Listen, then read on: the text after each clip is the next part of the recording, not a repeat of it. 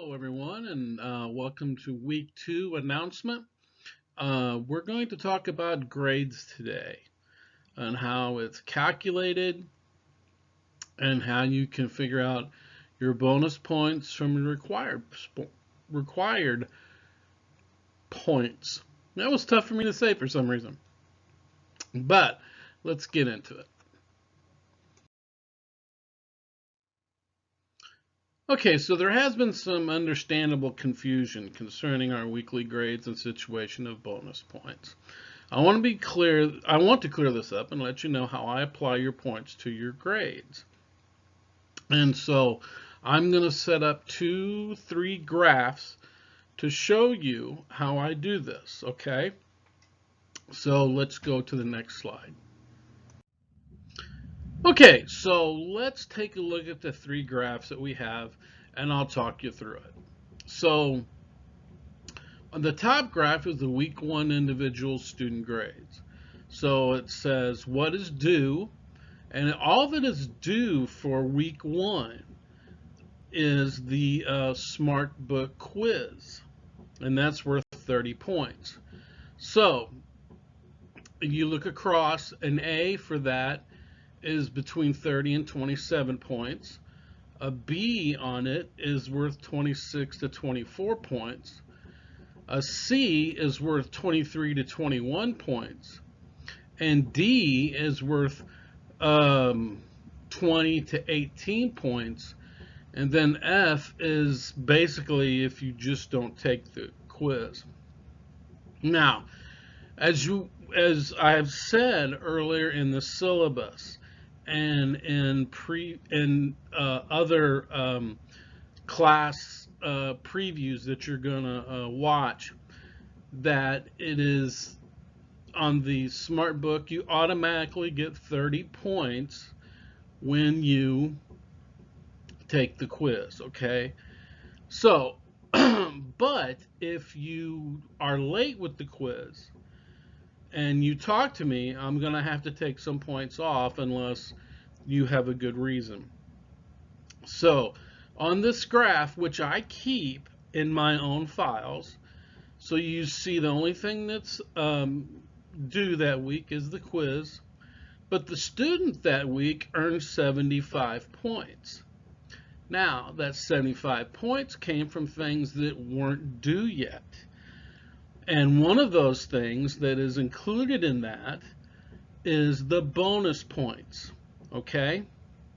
So, if you look, the student this particular student after week 1 has 75 points and has an A in the class. The bonus points are included in this, as this student had already taken the bonus,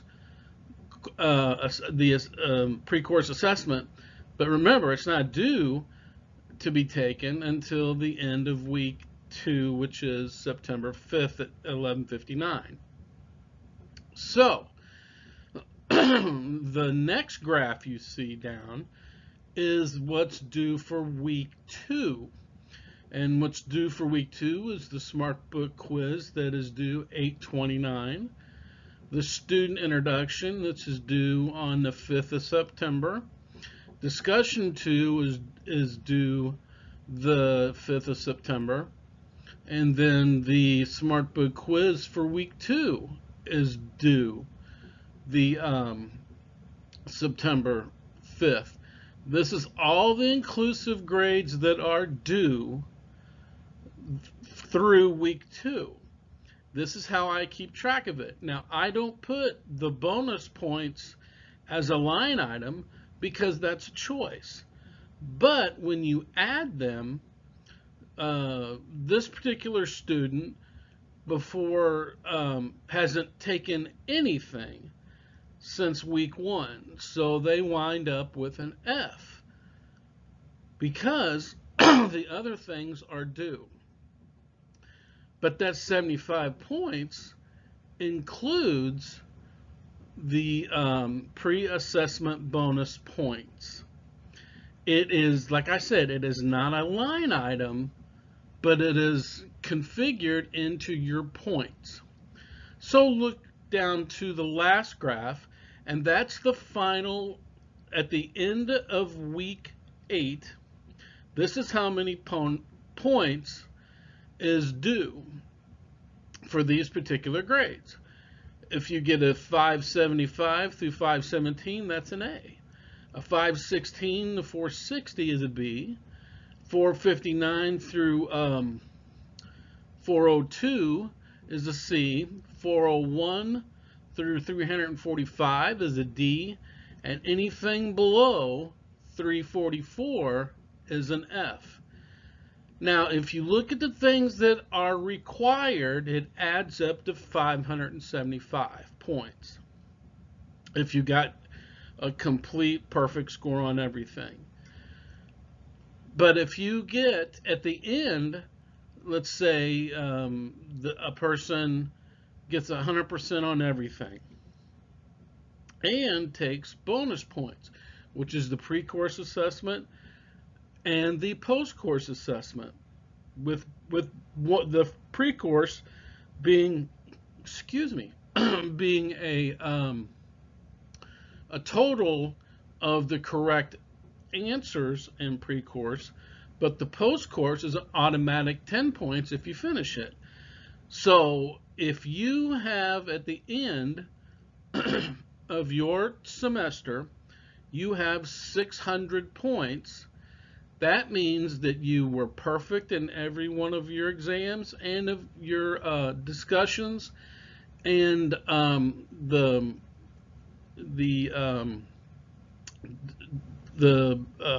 readings, the exam, the civil liberties, civil rights exam, you would receive 575 points plus the bonus points, which gives you an A. If you get through all of your required and you got a 459, but you got more bonus points, that will bump it up to a B. So I have posted on week 1 the full graph of the course points versus what's due. The bonus points that you're worried about are being accumulated, and you're not being charged against them, because once you do the math on them, if you they don't include what's required of you. Only what's required is in the bottom graph, those required points. If you have more than those points, that means I've added your bonus points, but they are added whenever they're taken. For instance, if you took the pre-course assessment and got a score on it, that is a bonus score that will take you through to the next week, to the next week, to the next week. Okay? Those points are there. That doesn't mean it's part of your grade. It's your bonus points. It's going to help your grade at the end. So I hope I'm not being confusing, but this is how I do bonus points. I can each week send you a partial graph that has your grade on it personally. I'll email it to you, but you must request it. And in a return email, I will send you your points and then what's possible for that week, and then where you stand. But if I was you, I'd go to week 1 and memorize the course grades.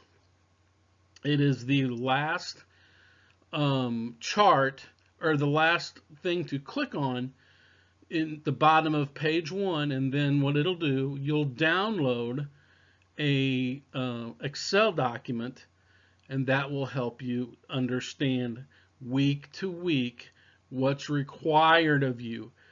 The bonuses aren't included in that. It's included without being required. Now, a lot of people have asked about this. This should help you understand it further. Okay? If you've got any questions, I still don't have any problems with you contacting me. But please look and see what's due that week. And if you have more points than you do required points, that means that your bonus points have already been applied.